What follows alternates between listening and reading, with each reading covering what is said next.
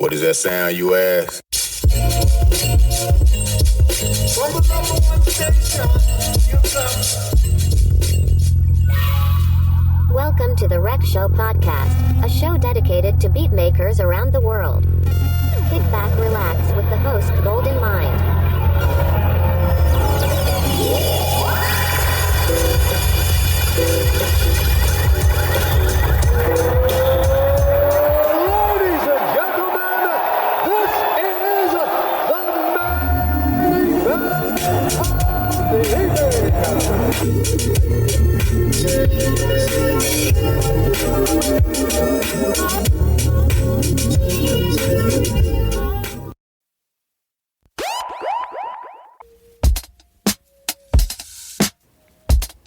Yeah, what up?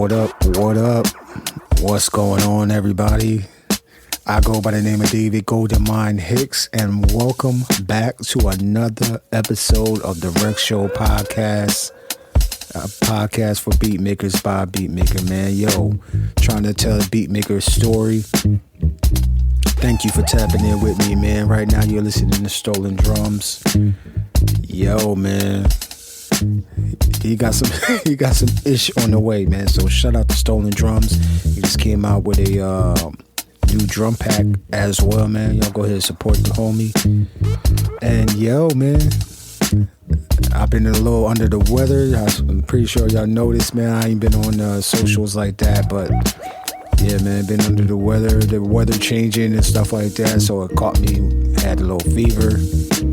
Man, I had to lost my voice, all that type of stuff, man. But I'm getting back, man, about 80%, 85%. Trying to get back to a hundo, you feel me? So I hope everybody's, taking care of themselves. Yeah, man. So, yo, we're going to get right into it, man. This week, last week we were supposed to be talking to the homie, but this week we putting it out right now. And we are going from Texas all the way to London, man. We are talking to a beat maker who's been in the game for a good while now, man. Making his sound, making history, teaching, giving his jewels to the next generation of beat makers and music producers. Someone who supports beat culture like a mug. He just helped host a loop sessions in London maybe 4 weeks ago, somewhere around there. And yeah, man, he's you can't box this guy in either, man. He does everything. He does boom bap. He does, the dub fusion type joints. Like, yo, man, it's ill, yo. So I asked him if he wanted to be on the show. He graciously said yes, and I'm humbled at the opportunity to spotlight this gentleman right here. We're going again to London, man. So we are talking, and I want y'all to help me welcome the one and only Dusty Ohms to the show. Everybody welcome Dusty Ohms to the show.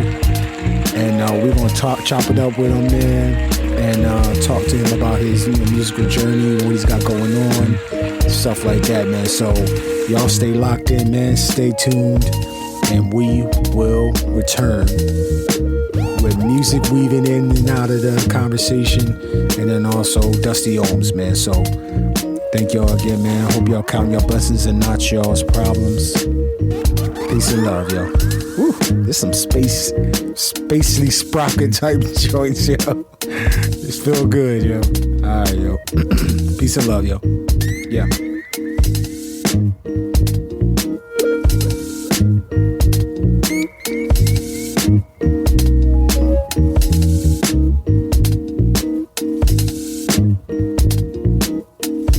Yo, this is Dusty Ohms, and you're plugged into the Rec Show podcast with Gldnmnd. Hope you enjoy it. Peace.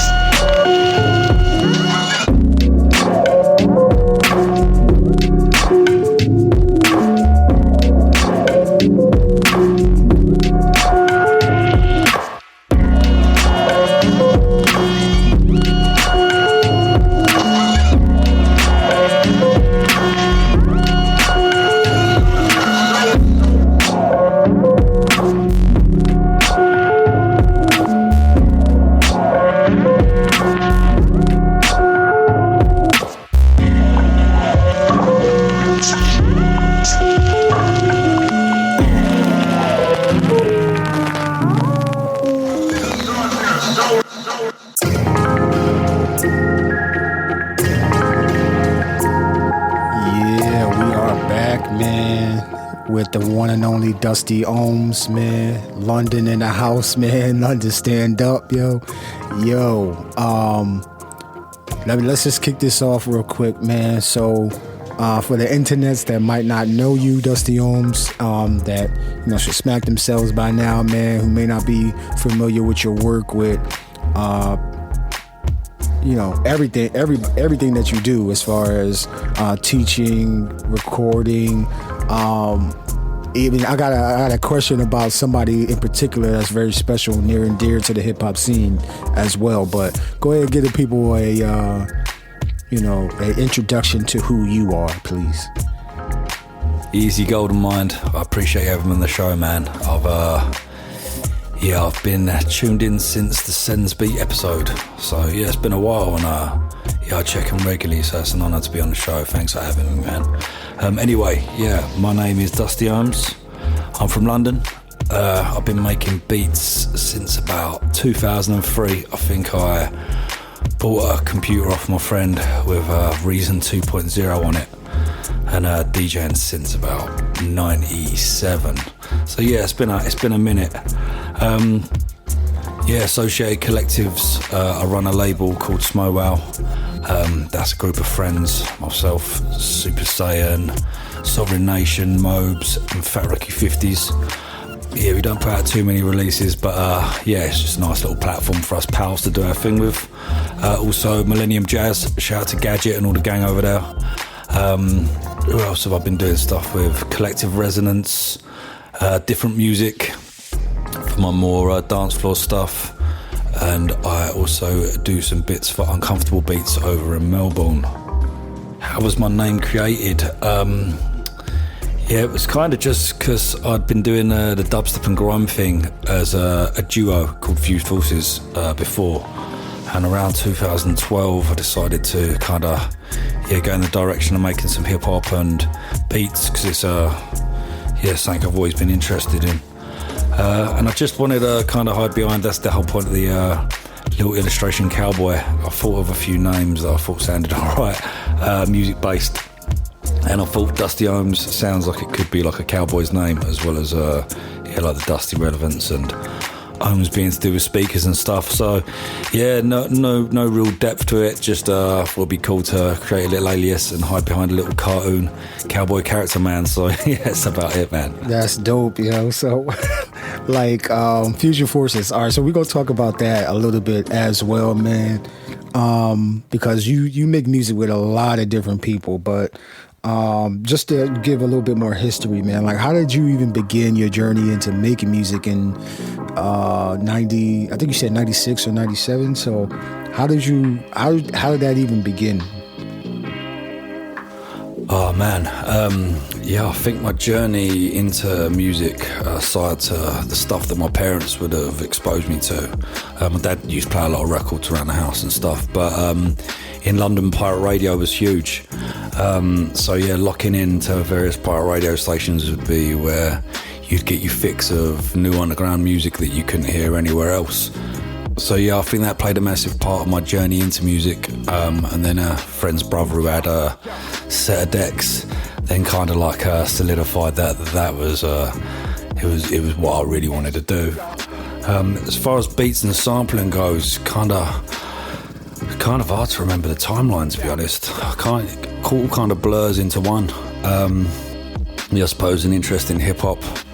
And then hearing those samples and breaks on like radio shows, or you'd be in the car or on the TV and being like, oh, this is something that was used in like a track that you like for a hip hop beat. I can't really remember too much when that would have been. Like I say, it's just all kind of blurs into one. And as far as instruments go, I'd imagine it's probably quite easy to tell when you hear my music that I'm not classically trained in anything.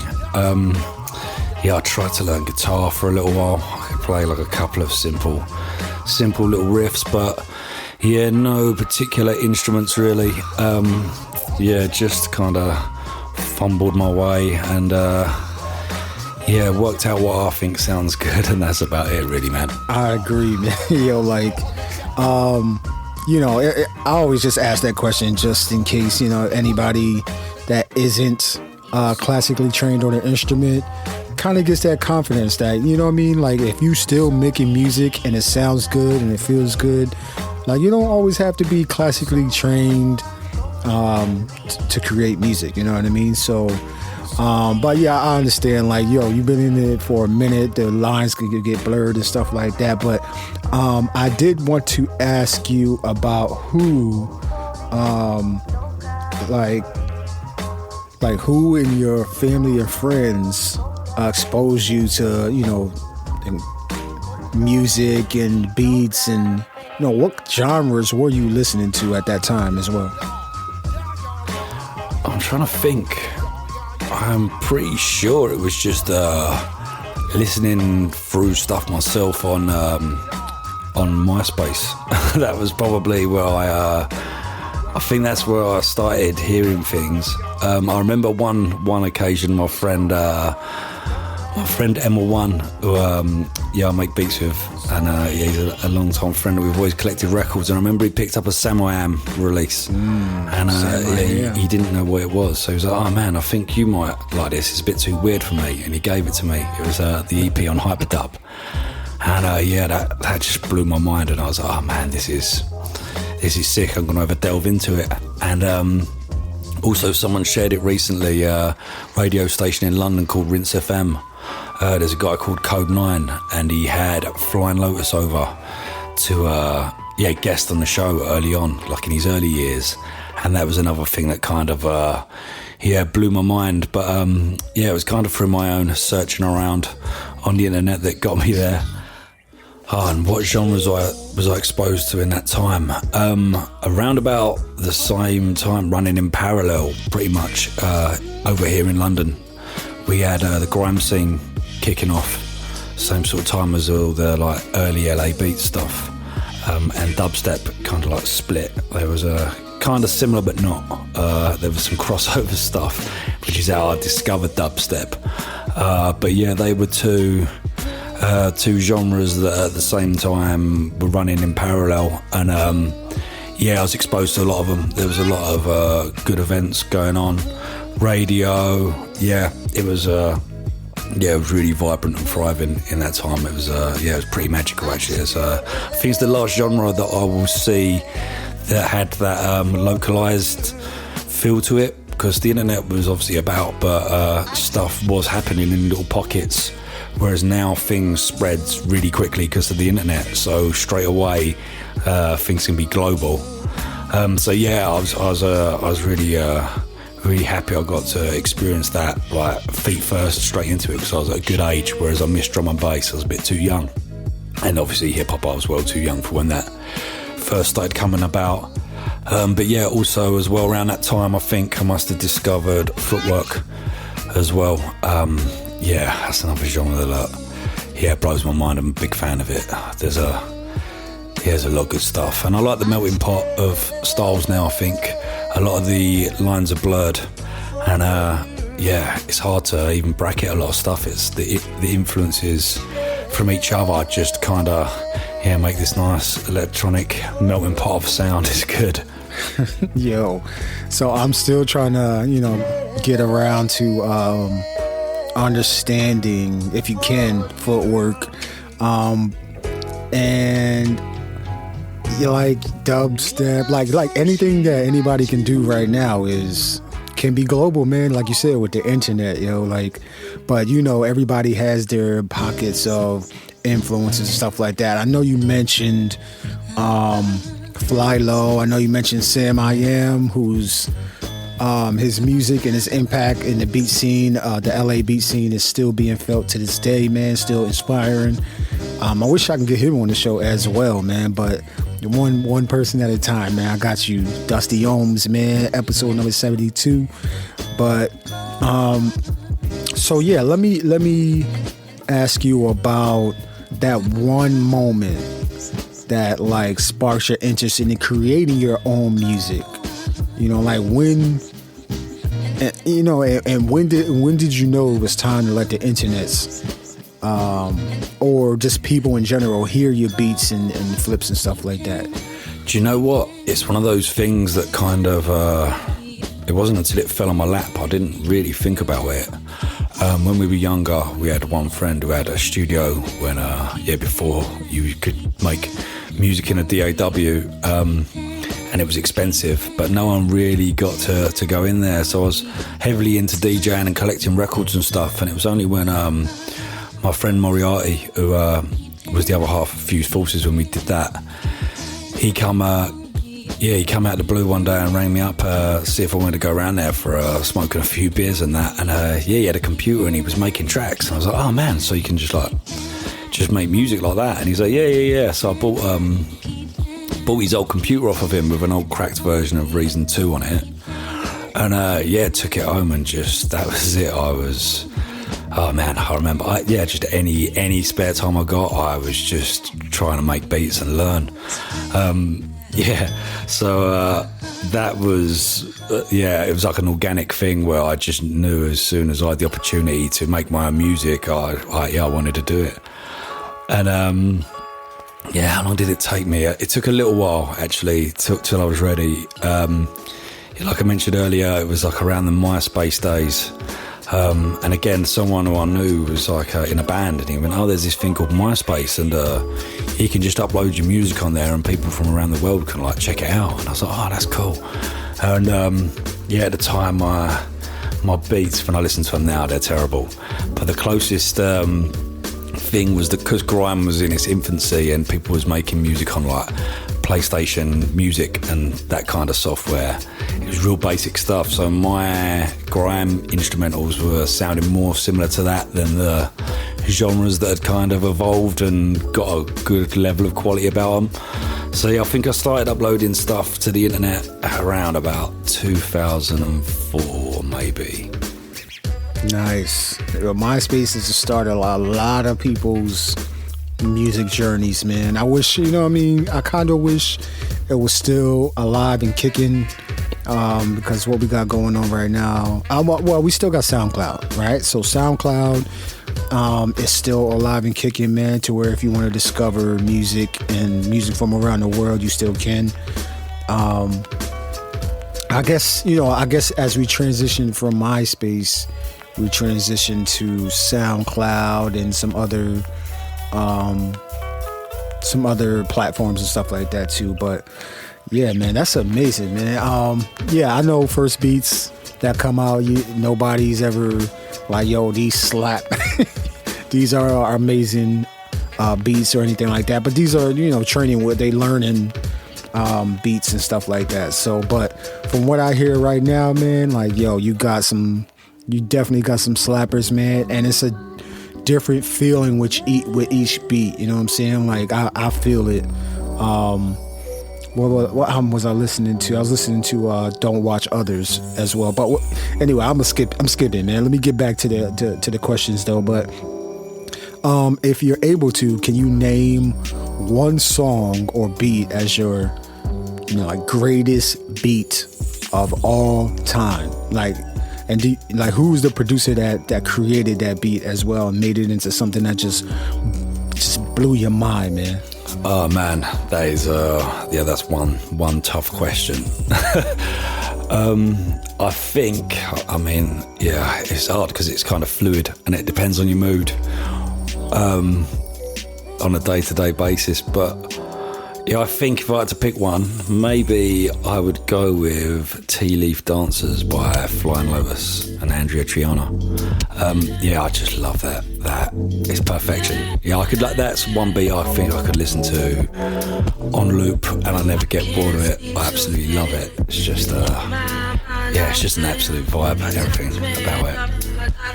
And that's another really tough question because, to be honest, on like a daily basis I hear beat makers and producers that flip stuff. I'm just like, wow, how did you do that?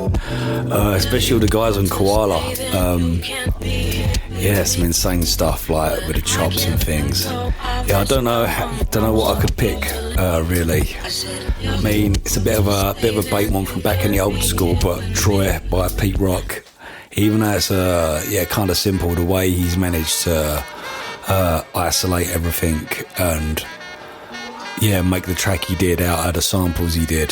That beat is, that's perfection, especially for the era and the equipment he would have had to have used. That's always something that I'll nod my head to, Yeah, man. Yo, shout out to Koala Gang. Yo, we got so many Koala users. That's like, I'm like, just like you, man. I'm blown away at what they are doing with these instruments, man, and these applications, the tools that we have now. Like, shout out to all the developers, man. That's what I want to say, man. Yo, shout out to all the developers that are creating these applications that are helping expand creativity. You know what I mean?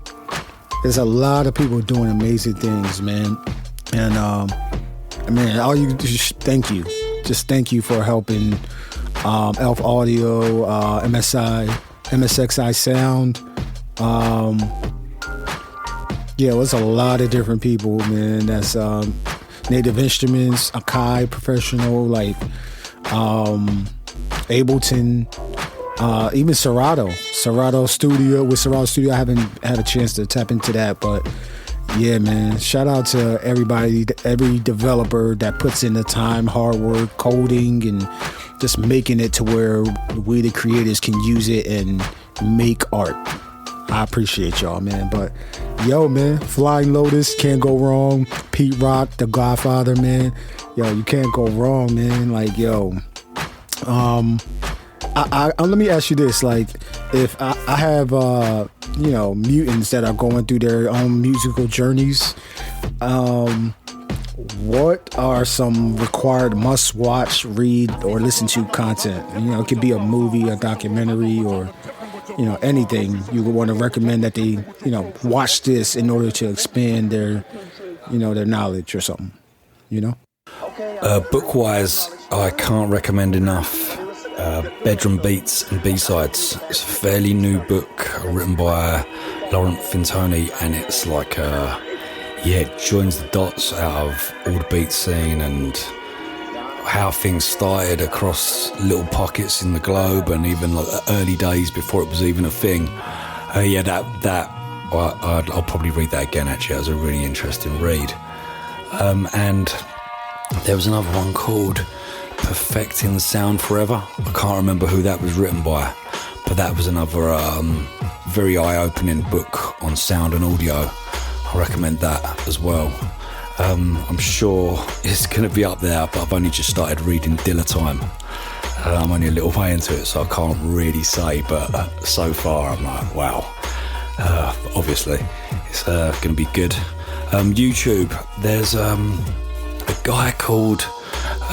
The YouTube channel is called House of Kush, and I really recommend it on mixing work, for like mixing your tracks. Instead of going down the approach that a lot of them do of like tips and do this and do that, it's more like a mindset thing and how to approach things and how to think about things, if you know what I mean. I recommend that, House of Kush. Definitely check that out for learning how to mix. And another one is DiBiase's nephew, Loki. His YouTube channel is that's got some crazy good stuff on it, especially when he will make a track in a style of like Devon Who or whatever. He always nails it. That's always a good watch. I enjoy that. I think it's quite inspiring. Yeah, man. Yo, low key, like I always wanted that. I would recommend Dilla Time. I have the book. I'm reading chapter by chapter as well, man. Amazing read. Bedroom Beethoven. Not Bedroom Beethoven's, but that's a podcast, but check that out too as well. That's another good podcast. Music podcast for the music producer beat makers. But the book for Fantoni, that's one I have I think I have it in my Amazon cart, but I want to order it directly from the author, man. I feel like going direct to the source way better. Like I'm gonna go that way. But like you said, everything that you recommended, I'm gonna go ahead and put in the description of the show. So hey, while you listening to this, scroll your thumb to the bottom. and you'll see the links that everything that he was talking about, man, and it'll take you directly to it. So, yo, I mean, that's just a labor of love. Like, I don't have to do that. I can just put the words and that's it. But I feel like that's just one more way for you to connect, and stay connected and learn something, you know what I mean, and pass it on to other people that may be on the same journey as you, you know? So, yeah, man, click the links in the description if you are interested in what Dusty Ohms is recommending as well, man, because I know I will be adding that to the recommendations list as well on YouTube. But so thank you, Dusty Ohms. So I gotta ask, because I don't see like a good portion of my guests, show what they're using on social media and stuff like that. But so I have to ask, like, what gear do you use to create your music? And then why do you use these certain pieces of equipment to create your music, which is outstanding. So I know you have your processes and stuff like that. Like, can you go into a little bit about how you create your music? Stripped back my studio quite a bit. I moved quite a few times for a bit, and every time I moved, it kind of spurs you on. If you've got a piece of gear that you don't really use in that time, you may as well just get rid of it and let someone else make good use out of it. So there's a few things I've kept. There's some stuff in my rack. I've got a SPL vitalizer and a loop trotter saturator, which I always use on the master bus. For like cleaning stuff up and just making things sound nice and fat. I love those. They'll never leave. And I've got a Korg mini log and a micro brew. Is it micro brew? Micro freak. I've got one of those as well. They're the two synths that I mainly use now. Both kind of flexible, fun, make wonky stuff on them. I like if I'm going to use stuff, I like it, if it's going to be hardware, I like it to be kind of hands-on rather than doing a lot of menu diving.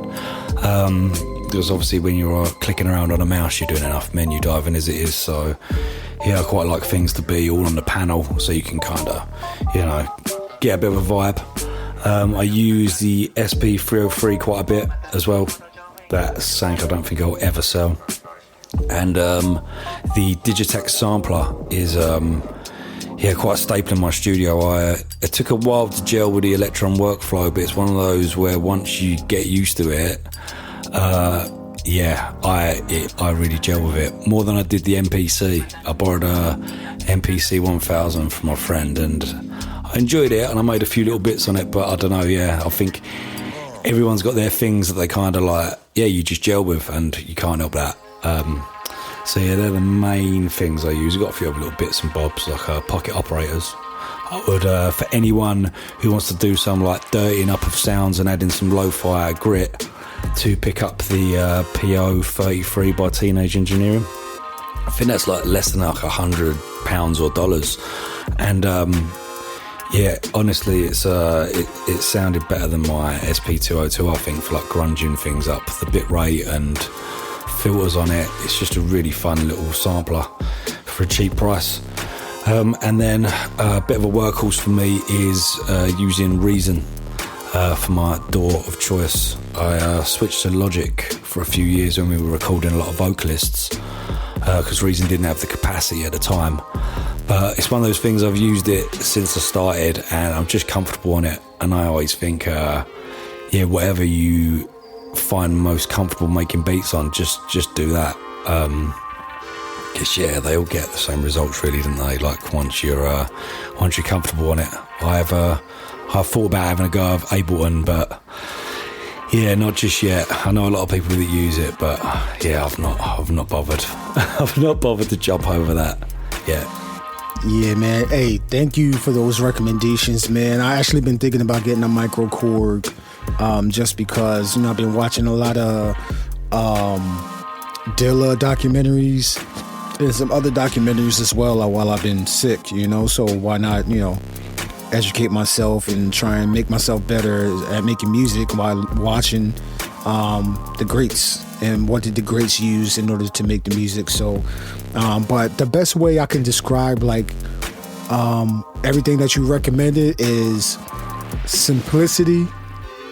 Now, you know, I guess that's the best way to put it, because everything you said has its place and does a certain thing for your music to sound the way that you want it to sound. So, yeah, man, that's awesome, man. Like, not having a whole bunch of the different gear and stuff like that. It's okay to have different gear, but it's gotta be a part of the orchestra. If it don't do something in that orchestra when it's playing beats, like, why you even got it in there, man? Like, I think that's a tip that Gldnmnd said one time when he was doing one of his videos, or I think it was his podcast too. But yeah, man, amazing. I'm trying to get a microcorg, so if anybody knows where I can get a microcorg, let me know. I need to add that to my repertoire. But yeah, man. You're more than a beat maker. You're a curator for the likes of like Loop Sessions London. You just did that 3 weeks ago. But then you're also a sound designer, collaborated with the likes of Millennium Jazz Music and some others. Like, what's like, you have your hands in so much going on, man. You're a teacher as well. Like, can you tell me a little bit about that, man, as far as doing so many things with so many different collaborators and stuff like that, Oh, thanks, man. Yeah, I do try and have my fingers in quite a lot of pies. Yeah, I try and not be too busy, but it's hard. It's hard to say no to stuff and that when you get the opportunity. So yeah, I've been doing the most exciting thing is bringing Loop Sessions to London. We've been working on that since about 2020 when I discovered the Found in Montreal chapter online, took part, and then we spoke about doing it. So yeah, it's been cool working with Serato to do it in their studio. And yeah, we got another one in the Beat Bus, which is like a double-decker bus that we're doing at the 29th of December. So yeah, it's good trying to pull together the beat community in London. It's been an honour and really exciting to do. So yeah, it's been my latest venture, and I do some sound design work, sample packs and stuff. I haven't done as much of that lately as I used to, but yeah, it's good work, it's fun. I think it's a good way to explore your gear and plugins and whatever you've got in interesting ways that you wouldn't necessarily do when you're making a track. You kind of like push the boundaries a little bit, and when you're just trying to sculpt sound rather than being in the flow of a tune and finding something to fit, you come up with some really interesting results. And yeah, also the Millennium Jazz thing, I've been working with those guys since about 2014, I think, and any compilations, any projects Gadget's got, I'm always on it. So yeah, they're a good bunch of people, and I like the vision of the label and the collective. It's good to be part of. And engineering is another thing I do more and more of now, mixing people's albums and stuff. I've been mixing quite a lot of vocal stuff, albums for rappers, and doing the mastering work as well. So yeah, been keeping busy. Holy crap, man. Yo, you definitely are keeping busy, man. Engineering as well. Yo, man, I didn't even know that part. Yo, shout out to you, Dusty Ohms, man. Staying busy, helping the creatives out here express themselves as well. So thank you for helping them do that. Using your gifts to, help the next generation of creators. So thank you. Man, Loop Sessions. I heard about Loop Sessions. I think it was maybe 6 months ago when they did Loop Sessions LA for the first time, and then I started diving into Loop Sessions when they did it in LA. They went to Ontario, London as well. So I've been watching those videos as well, man. Y'all did an amazing job, amazing job. You have an array of music, man, out for listeners to consume and vibe with. But I wanted to talk a little bit about Park Lane OGs. right? Because that's a dope ass name, by the way. But Park Lane OGs, you got a couple albums out. How did you,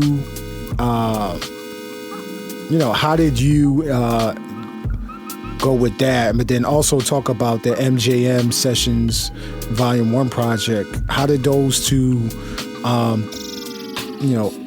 entities come together as far as, the sound, the albums and stuff like that? And then, you could talk about who's involved with it as well, man. Shout out to them, man, because the Park Lane OGs albums and then the MJM Sessions Volume 1, that joint slaps, yo. But, talk a little bit about how that came to fruition, A little chilled project that I'm doing with my good friend.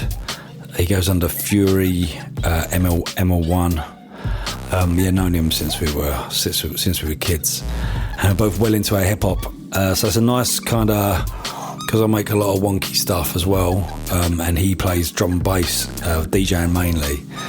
So it's nice just to have that little output of getting together and doing some digging and sampling some stuff in the kind of like more traditional boom bap hip hop kind of thing. And the MJM Millennium Jazz Sessions Volume 1 was just the first of a mix series that we're going to do. Again, it's nice and chilled. We collect a lot of records, and we have done for years, so we've got shitloads of hip hop, and it's just nice to kind of sculpt together and do little mixes every now and then. And Gadget from Millennium Jazz was keen, so we're running a little series, just going to be us playing some of our favourite hip hop tunes pretty much. And we've got a new single ready. I just need to mix and master it and get some artwork done. We've got another single to come out probably next year now. But it's fun. It's nice and chilled. Man, amazing, yo. For everybody that don't know, man, go to Dusty Ohms Bandcamp, man. I'm gonna leave a link in the description. Go ahead, support via Bandcamp, or any way you can. Yo, it's he got some amazing music on there, and he got a treat that I haven't even talked about yet, but y'all need to tap in with the guy, you know what I'm saying? Yo, I know you were talking about you were a DJ, and I always ask this question, man. 4 pillars of hip-hop: DJing, MCing, breaking, and graphing. So, which one did you begin your journey with, man?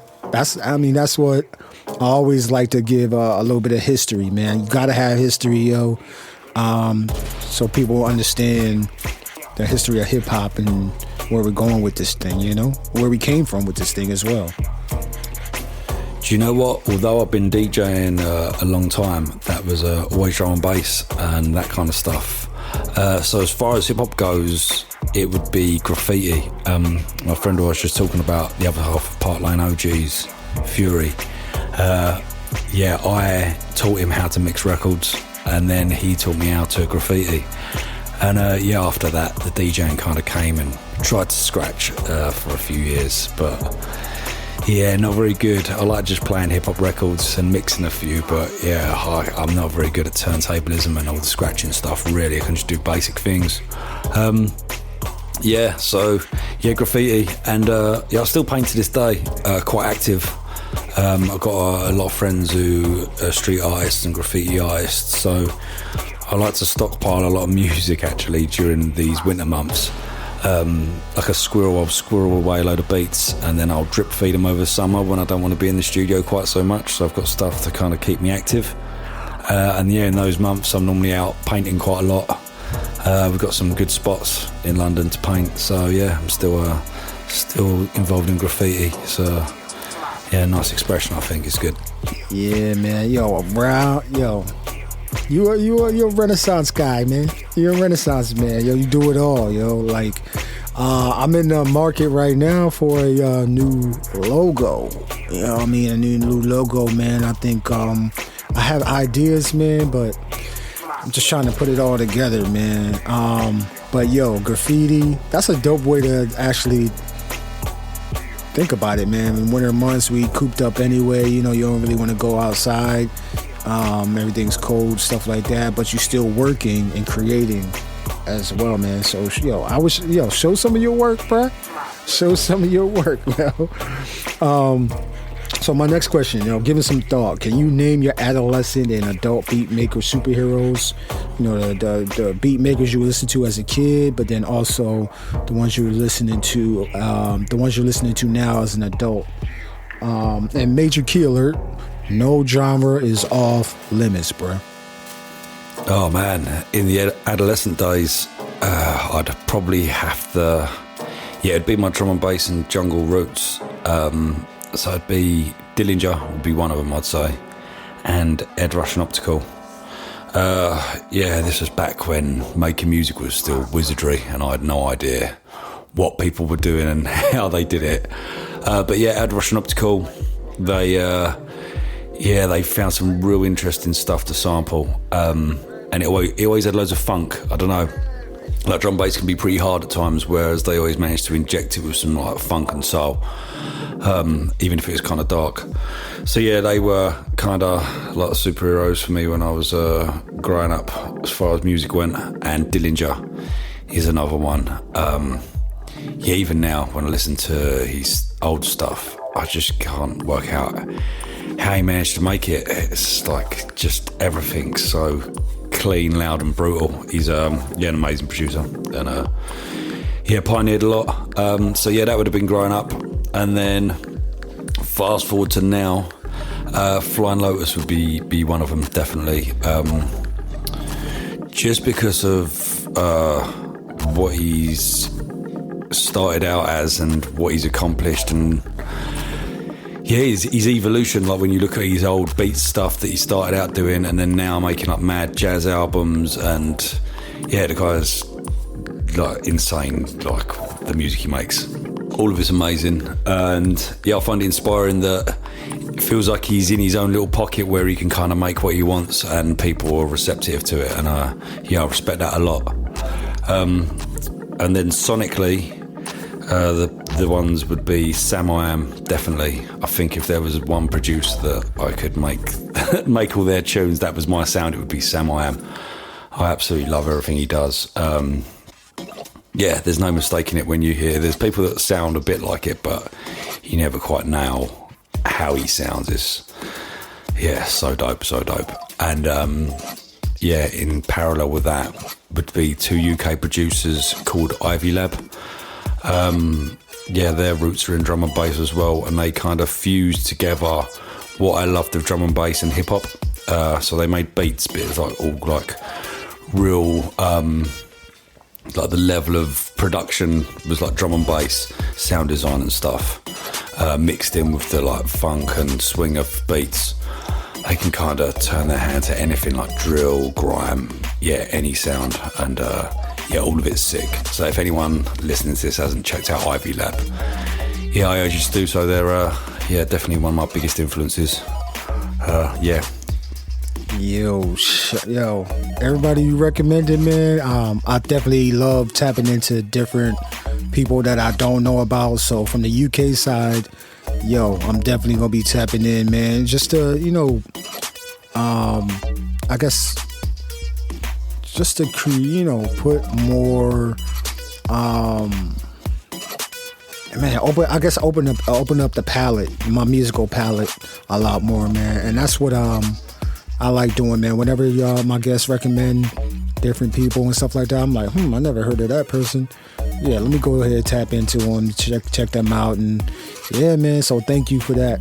And Sam I Am, man. If you ever listening to the show, man, I would love to have you on the show as well. I know you don't like you on Twitter sometimes, but you not. But check your DMs, bruh.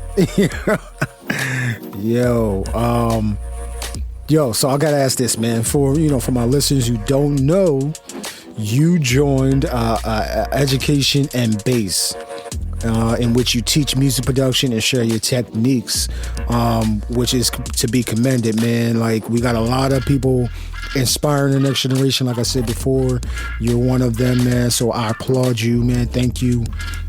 And I wanted to know, like, can you give some details into what that is, what that's all about, Education and Bass, and how people can support it as well? Thank you, man. I appreciate you mentioning Education and Bass. Actually, it's a really good platform. It's owned by a guy called Gldnmnd, who's quite a prolific producer in his own right.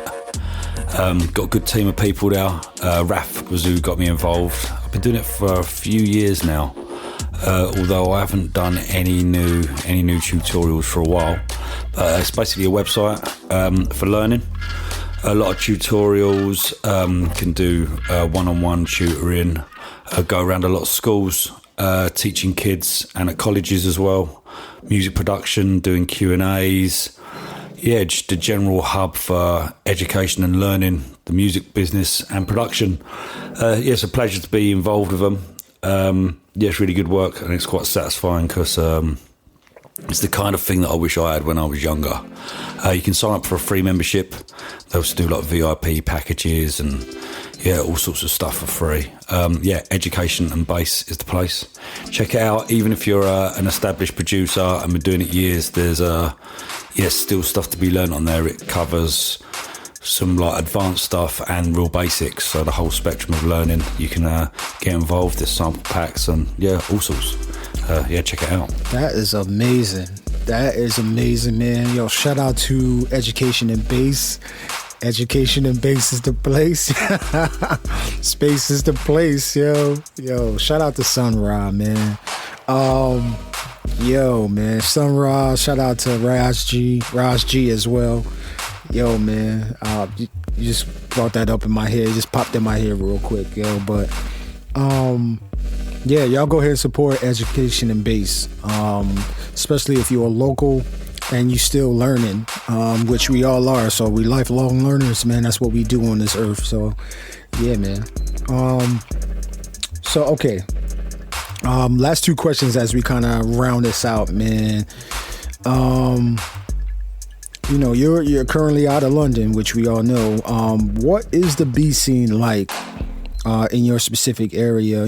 How can others support you and other beat makers in your area? If you have some names, like, go ahead, throw them out there, man, that we should be on the lookout for. Yeah, man, London, what can I say? It's a crazy city. It's very hectic.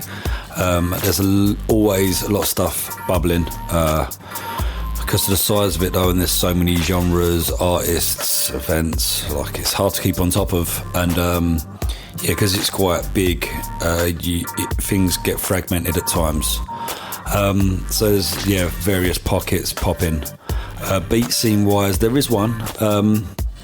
It's not as established as other genres and scenes, but I discovered it through LAB Collective, do a thing called Beat Meet. Shout out Busy Fingers and Devo. They've not done one for a little while, but I'll post a video actually. I'll link the video so you can check them out. It's like a producer showcase where people come down and do beat sets, beat battles, all stuff like that. I connected with a lot of people through that. It's a good hub. I'm hoping they will pick that up again soon. But in the meantime, some of the guys who used to be regulars there, Rare God, they're putting on an event now as well called Audio Arcade. And that's a monthly thing that they run up in North London. I'll probably put some links for that as well. Really good hub for the community. Again, it's beat sets. They have open slots, so you can just rock down with your sampler or whatever and get involved. MCs, it's just a good vibe. They stream it on Twitch as well for anyone that can't be there in person in the city. So shout out Rare God. They're filling a nice little void at the moment. And then of course we're doing Loop Sessions London now as well. So hoping that's going to be another little hub that can build the beat community and try and pull people from all over the city to these little things going on and grow. As far as it goes with like beat makers and producers, there's a lot of people who kind of dip in and out. Like some guy makes some really like cool stuff. He's got a new EP coming out called Dusty Pizza with Matt Frost, and that's one of the wonkiest projects I've ever heard. So good. And then like Moriarty, like I mentioned, Rare God. There's people up and down the country because obviously the UK is quite small, so it's only like 2 hours to get to Bristol. and up to Manchester, and there's some guys up there doing a lot of stuff as well. I'd probably say the best way to shine the light is follow the Loop Sessions London Instagram account. I'm always sharing on the stories London beatmakers, projects, and shining some light on what they do. So that's a good place to come and check out what we've got bubbling in the city.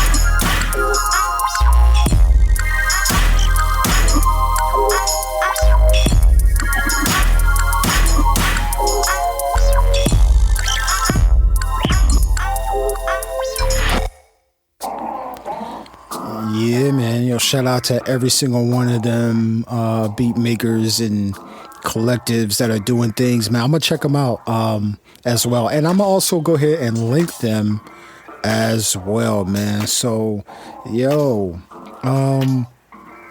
what's the one thing you wish you knew before you started your own music and art creation journey, man? I know everybody's got something. What's the one thing you wish you knew before you started? Yeah, I'm not really too sure, I kind of, like with life, making your own mistakes, I think, is a good way to learn. But yeah, I'd definitely recommend to people who are starting out not to take things personally, because there's going to be a lot of disheartening things that will happen, like fake promises, and sometimes you get excited about stuff and it won't materialise. So now, until something's set in stone or actually happened, kind of like, I get a bit of a buzz excitement-wise, but I'm like, well, it probably might not happen. Whereas when you first start out, you hear all sorts of like sick things, and you're like, oh man, this is gonna be so cool, and they don't materialise. So I do know some people have given up on music because they got kind of disheartened about stuff and the scene. So it can be quite fickle and cutthroat, but you'll find good people to work with. That's probably what I would say, actually. Find people you gel with and get on with, and work with those, rather than trying to it's nice to do higher profile stuff, but just trying to chase that's not a good look. You're better off just working with people you get on with. It will make it a much more pleasant experience than just trying to reach all the time. Is something I'd recommend to anyone who's starting out. Yeah, man. Work with people that you actually get along with, man. That is a jewel, man. Drop the mic, Drop the mic, man. Because like you said, it could be disheartening, but rejection or it's all a part of the game, man. So just keep that thick skin, man. No, it's not personal, and we're gonna keep it moving like that, But let me ask you something, man. Yo, you actually had the pleasure of working with an amazing MC, man, who hip hop in the world. I wouldn't say lost, man, because his music still lives on to this day. It's still hard hitting, still his videos still funny. You know what I mean? He's had the sense of humor. You worked with the amazing, incomparable Sean Price. You know what I mean? And on a track called Monster Rap. You also work with other people as well. What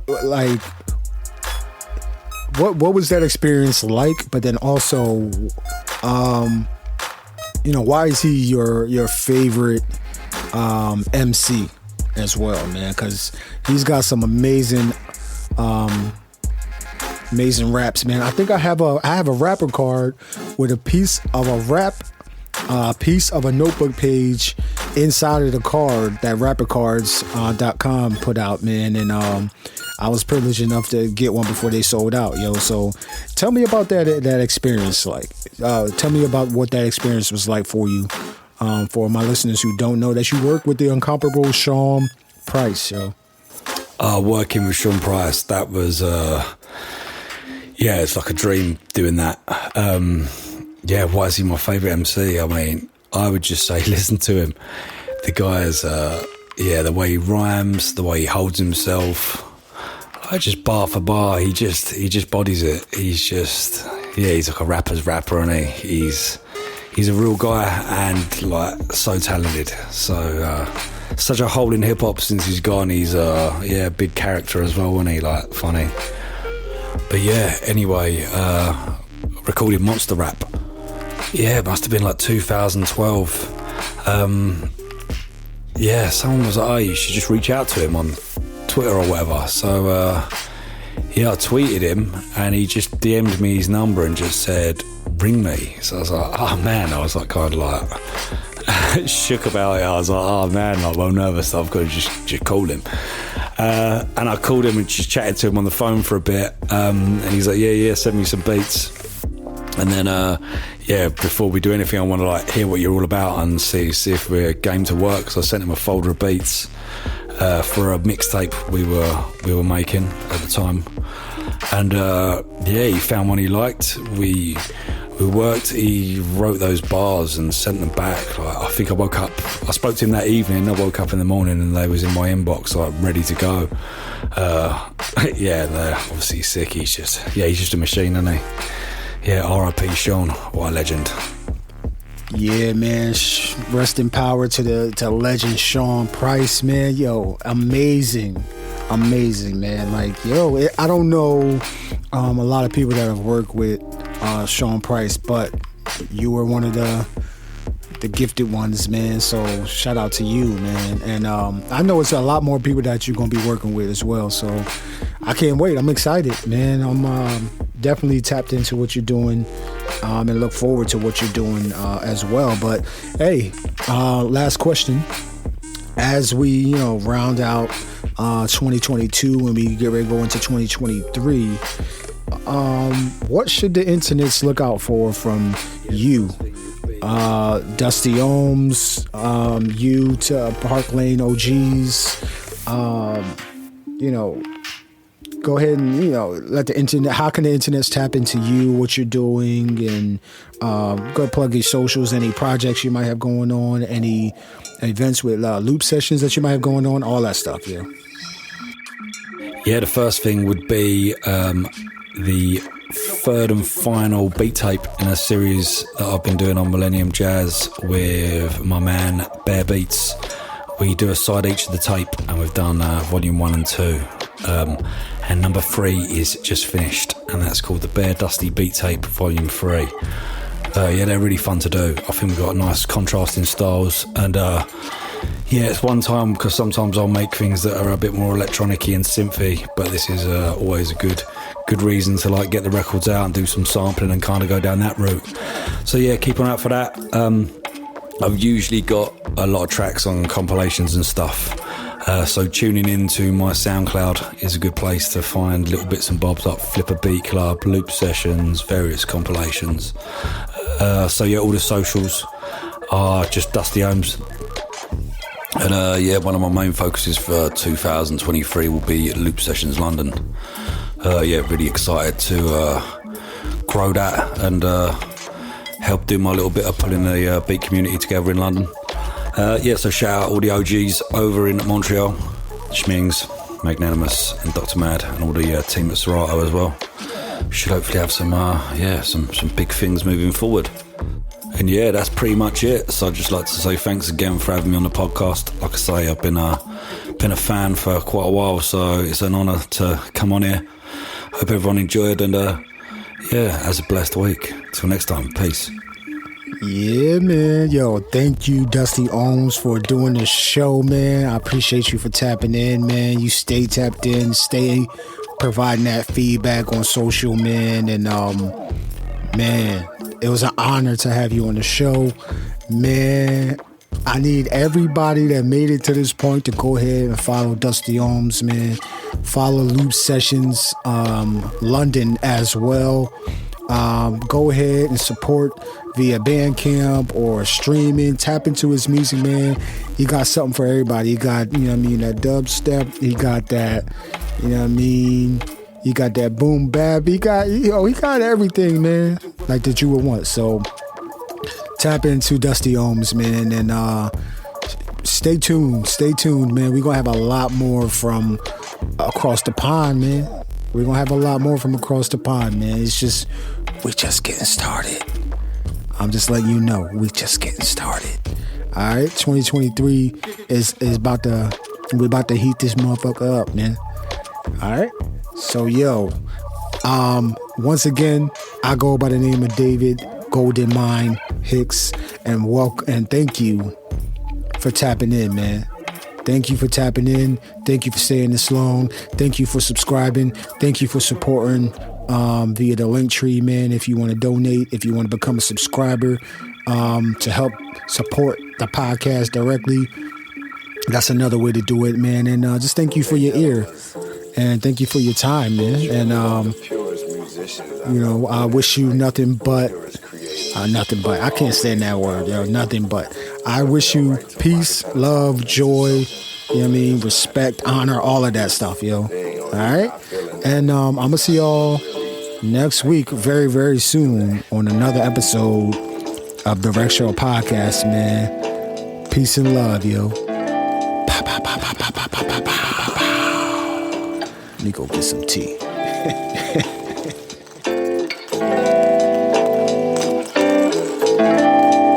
JD was real. You know, man, he one of the greatest.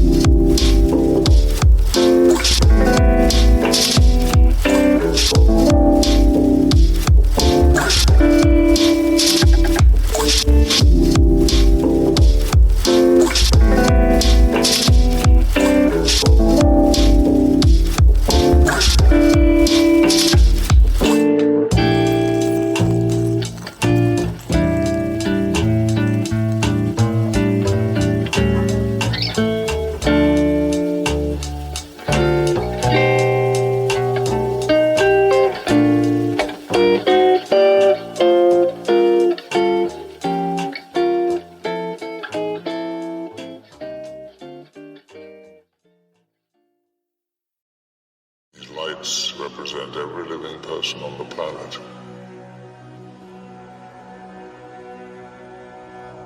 The white lights are humans. And these are the mutants.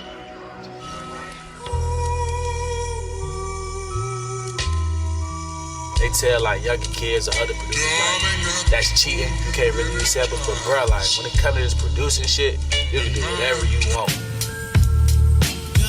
You've been listening to the Rec Show podcast. Be sure to subscribe, like, and leave a comment. Remember 3 things. Believe in your music. Take care of your mentals. Become the best version of yourself. Until the next one, Gldnmnd signing off. Peace and love, yo. To be the best, you got to work overtime. To be the best, you got to work overtime. These young boys getting better. It's not like the NBA when